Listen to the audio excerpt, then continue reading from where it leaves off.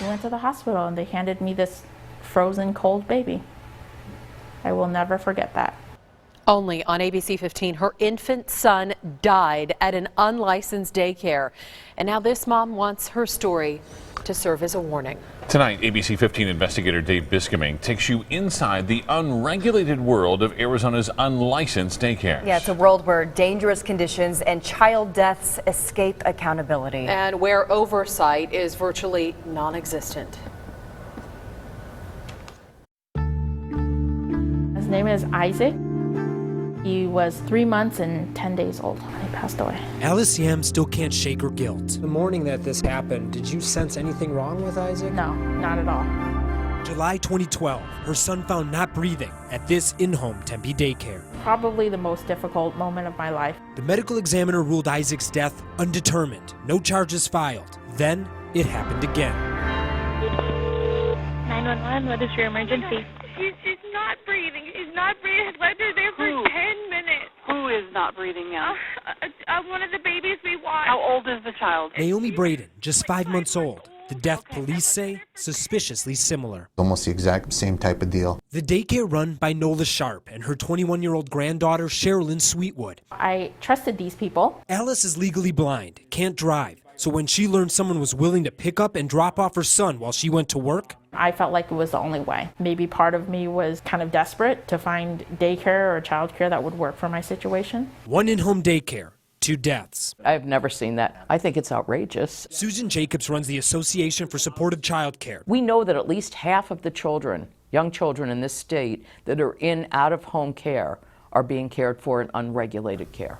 Half. Half. The Department of Health Services oversees daycares, and in Arizona, daycares don't need a license if they watch 4 children or fewer for compensation. But we found handling that many kids without a license is illegal in 32 other states. The lack of regulation is a really scary thing in Arizona. And as long as Arizona daycares don't watch more than 4 children, Jacob says health department inspectors don't have the power to stop them. They have no authority to go into an unlicensed home and tell them to clean it up. Just consider what police and health officials found in the home where Isaac and Naomi died. Dangerous conditions, filth, more pets than they could count.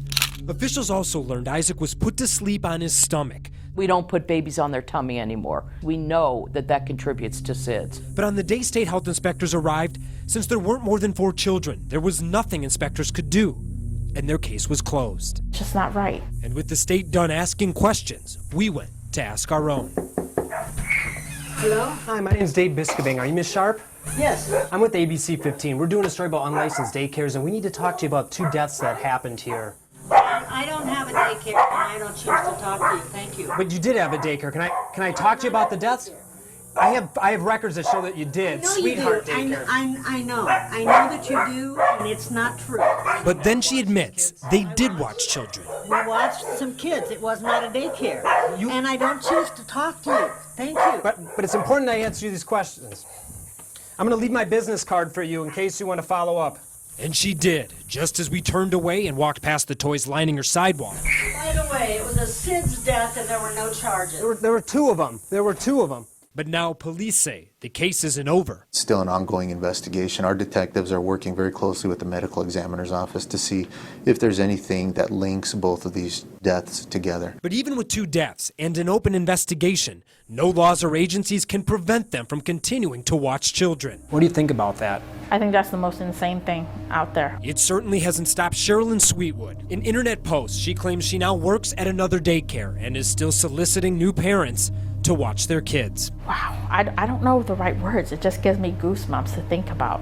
Fate or destiny is telling them that this is probably not what they should be doing.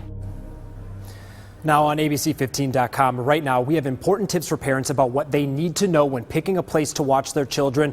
And tonight at 10, our investigation continues. Hear more from a former daycare inspector who shares some troubling stories from the field.